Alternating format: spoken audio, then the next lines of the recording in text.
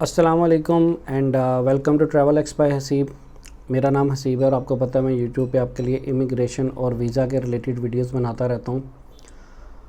تھوڑا late video بنا رہا ہوں کیونکہ آپ کو پتہ ہے کہ رمضان آ گیا ہے اور تھوڑی مصروفیات چینج ہو جاتی ہیں. سب سے پہلے آپ سب کو پوری دنیا میں جتنے بھی یہ ویڈیوز لوگ دیکھ رہے ہیں ان سب کو رمضان مبارک ہو.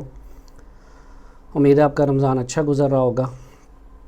تو آج کی جو ویڈیو ہے وہ ریلیٹڈ ٹو ہے کہ مجھے میرے face book page travel x by Haseeb پہ لوگ بار بار پوچھتے ہیں، حالانکہ میں نے اس کے اوپر کافی زیادہ ویڈیوز بنا چکا ہوں، تو کہ جب آپ یو ایس اے کے ویزا انٹرویو کے لیے جاتے ہیں تو اس میں کویسچن آنسر کو کس طرح دینا چاہیے.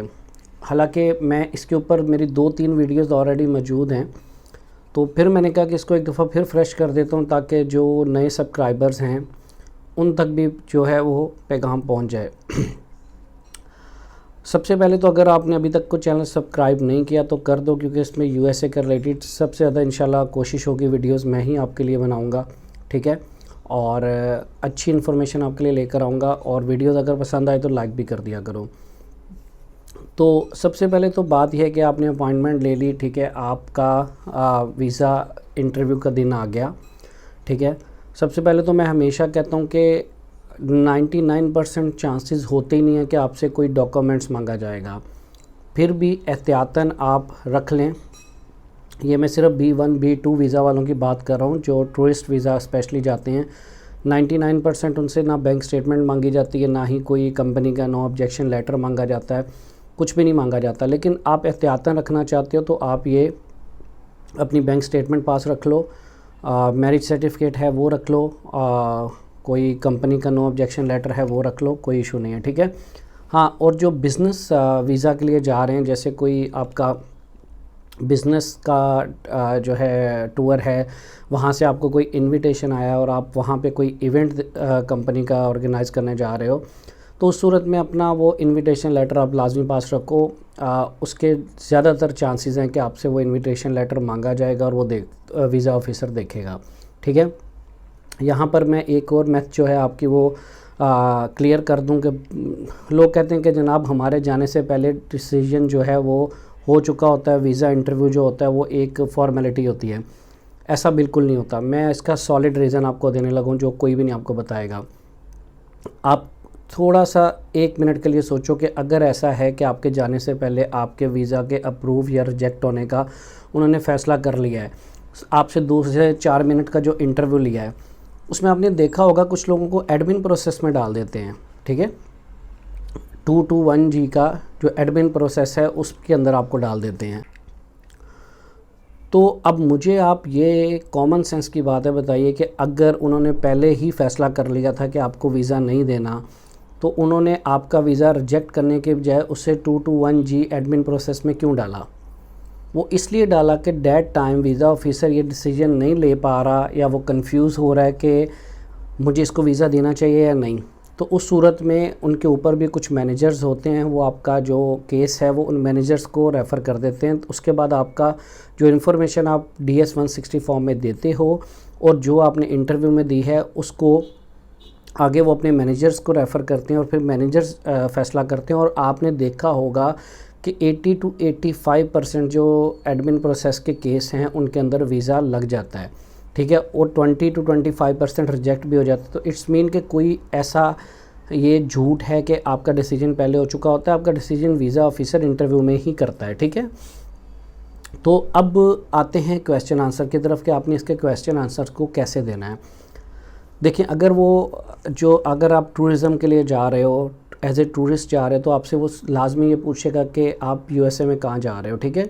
تو آپ اس کو اچھا، اس میں لوگ کنفیوز ہوتے ہیں. لوگ مجھے کہتے ہیں کہ آپ سر کہتے ہو کہ زیادہ لمبا جواب نہیں ہونا چاہیے اور بالکل چھوٹا بھی نہیں ہونا چاہیے. بالکل، لیکن ٹو دا پوائنٹ آپ کو آنسر دینا ہے. دیکھیں، یہ آپ دیکھیں جس طرح آپ ایک مرر لگا ہے، اس کے ایک سائڈ پہ ویزا آفیسر بیٹھا ہے، ایک سائڈ پہ آپ کھڑے ہو، ٹھیک ہے، اور 2 سے 5 منٹ یا میکسیمم 7 منٹ کا آپ کا انٹرویو ہوگا.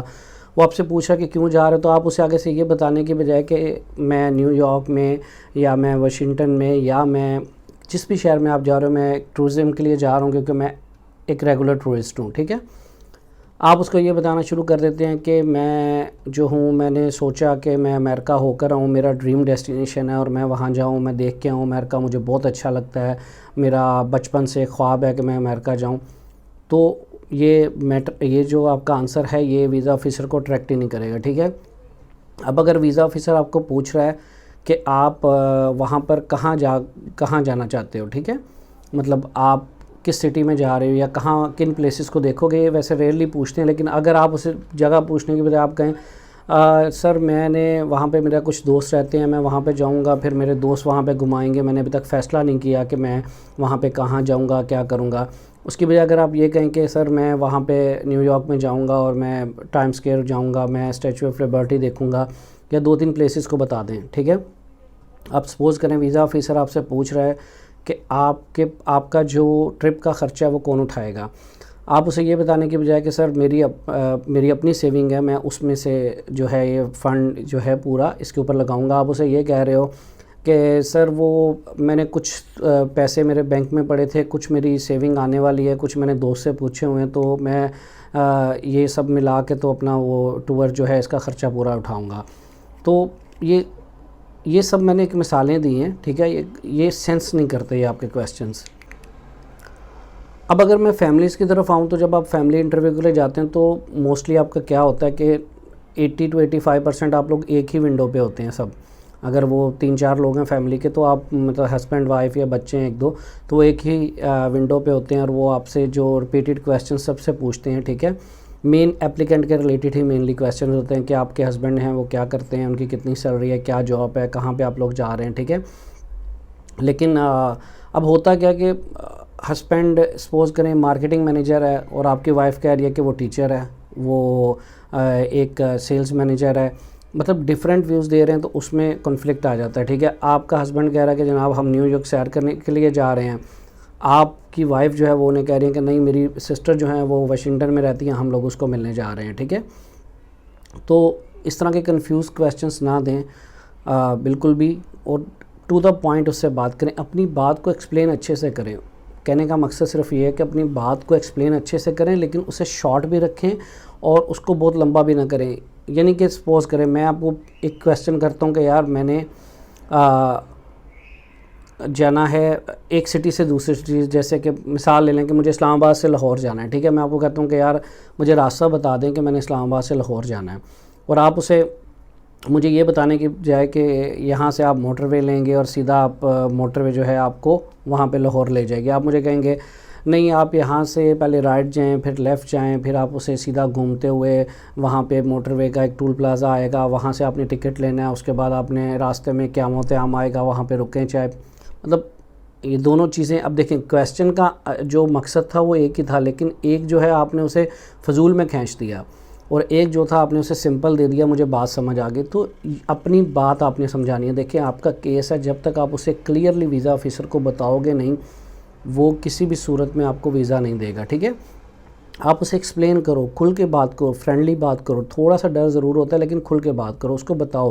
اگر آپ ٹریولر ہو تو بتاؤ، آپ جس کام کے لیے آپ بزنس ٹرپ کے لیے جا رہے ہو آپ اس کو ایکسپلین کرو کہ یہ میری پروڈکٹ ہے، یہ میں اس کمپنی میں جاب کرتا ہوں، یہ پروڈکٹ ہم لوگ وہاں لانچ کرنا چاہ رہے ہیں، یا اس فیلڈ کے ریلیٹڈ میں کام کرتا ہوں، وہاں پہ ایک ایونٹ آ رہا ہے، میں اس ایونٹ کو دیکھنا چاہتا ہوں. اگر اسٹوڈنٹس کی بات کر لیں تو اسٹوڈنٹس کا مسئلہ یہ ہے کہ اسٹوڈنٹس کو جب وہ پوچھتا ہے کہ یہ کس یونیورسٹی میں آپ نے یہی یونیورسٹی کیوں چوائس کی، تو وہ آگے سے بتانا شروع کر دیتے ہیں میں نے گوگل کیا تھا، اس کا جو کیمپس ہے بہت بڑا ہے، اس کے جو ہے وہ میرے کچھ دوست وہاں پہ ہیں تو میں نے سوچا بس میں اسی میں چلا جاؤں. اس کی بجائے اگر آپ اسے یہ بتائیں کہ میں نے جب اس یونیورسٹی کے اوپر ریسرچ کیا تو میں جو کورس کر رہا ہوں یہ یونیورسٹی اس کورس کو سب سے اچھا جو ہے ان کے پاس فیکلٹی ہے، ٹھیک ہے. اور دوسری بات ہے کہ میں اس اسٹیٹ کے اندر اس لیے بھی جانا چاہتا ہوں کہ یہاں کا ویدر جو ہے وہ مجھے سوٹ کرتا ہے، ٹھیک ہے، اور ان کی جو فیس ہے میں اسے افورڈ کر سکتا ہوں. دیکھیں اس میں اور اس میں کتنا آنسر تھا. یہاں پہ آپ جو آنسر دے رہے ہو وہ مجھے سمجھ آ رہا ہے، سپوز کرو کہ ویزا آفیسر کو وہ آپ کی بات سمجھ آ رہی ہے کہ یار یہ اس مقصد کے لیے جا رہا ہے کہ اس کو فیکلٹی اچھی لگی ہے، وہاں پہ اس کا جو بجٹ ہے وہ ٹھیک ہے. اس کی بجائے آپ یہ کہہ رہے ہو کہ میرے کچھ دوست ہیں تو میں نے سوچا کہ بس میں بھی اسی یونیورسٹی میں چلا جاؤں، میں ہو جائے تو ٹھیک ہے. مطلب تھوڑا سا ٹو دا پوائنٹ بات کریں، اس کو بات کو لمبا نہ کریں، ٹھیک ہے. یہی چیز ایسے ہے کہ جیسے آپ کسی دوست کے ساتھ بات کرتے ہو. میں ہمیشہ کہتا ہوں انٹرویو سے پہلے آپ، میری ویڈیوز موجود ہیں اس کے اوپر کہ کیا موسٹلی کویسچن آنسرز ہوتے ہیں وہی ہوتے ہیں، کوئی الگ اس میں سے کچھ نہیں ہوتا. آپ اس کو اکیلے بیٹھ کے اپنی گاڑی کے اندر، اپنے روم کے اندر شیشے کے سامنے پریکٹس کرو.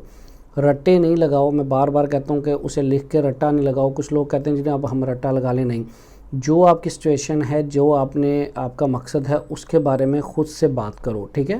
اسے کویسچن آنسر کرو. آپ کسی دوست کے ساتھ بھی کر سکتے ہو. اگر آپ اکٹھے جا رہے ہو، اپنی فیملی کے ساتھ انٹرویو دینے جا رہے ہو، تو آپس میں آپ لوگ بات کرو تاکہ آپ کا کانفیڈنس جو ہے وہ ہائی جائے. امید ہے یہ ویڈیو پسند آئی ہوگی. اس کے ریلیٹڈ اور بھی ویڈیوز موجود ہیں، نیچے آپ ڈسکرپشن میں دیکھ لو، وہ ویڈیوز دیکھو، آپ کے کام آئے گی. اور اگر آپ کا ویزا لگتا ہے تو لازمی مجھے میرے face book page travel x by Haseeb پہ شیئر کیا کرو تاکہ پتہ چلے کہ آپ کی سٹوری کیا ہے، ٹھیک ہے. اپنا بہت سا خیال رکھنا اور چینل کو سبسکرائب کر دو اگر ابھی تک نہیں کیا. اور اگر ویڈیو پسند آئی ہے تو لائک کرو. اپنا بہت سا خیال رکھنا. Take care. اللہ حافظ.